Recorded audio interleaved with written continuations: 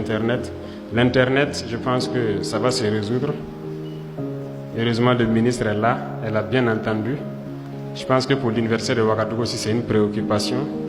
La fibre optique. Les travaux sont en cours en tout cas. Je pense que les connexions et autres. J'espère que d'ici juin comme ça doit être OK pour la question d'Internet. J'espère bien.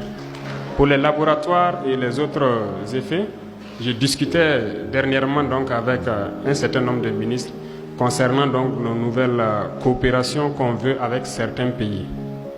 Et à chaque fois que l'on part vers un pays pour une nouvelle coopération, j'aime insérer donc le volet enseignement pour qu'on puisse trouver des bourses pour que les étudiants puissent aller se perfectionner dans certaines technologies et revenir, et surtout qu'on puisse acquérir du matériel de laboratoire.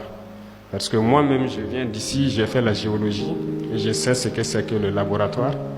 Donc, je sais que dans tous les domaines, vous en avez besoin. Et dans nos partenariats futurs, donc, on met l'accent sur ça pour qu'on puisse un peu rééquiper nos universités, nos écoles, pour que les étudiants puissent vraiment... C'est à travers ça que vous pouvez vraiment chercher et développer quelque chose de nouveau. Comment adapter l'éducation? C'est une très bonne question.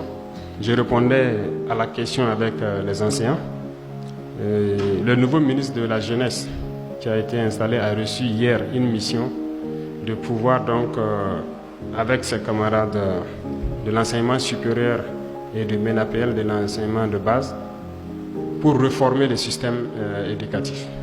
Parce qu'au Burkina, on finit la terminale, la destination c'est l'université.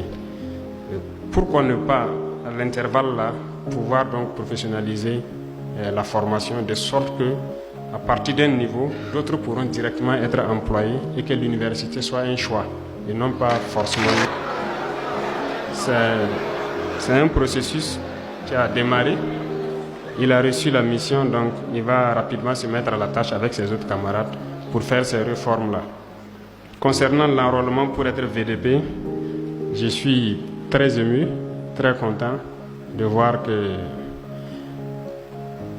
nous ne le souhaitons pas, mais j'ai vu dans un pays, donc à un niveau donné de la guerre, ils ont dû fermer les universités, enrôler les étudiants, les former et faire face à la menace. Nous espérons que nous n'arriverons pas à cette situation, mais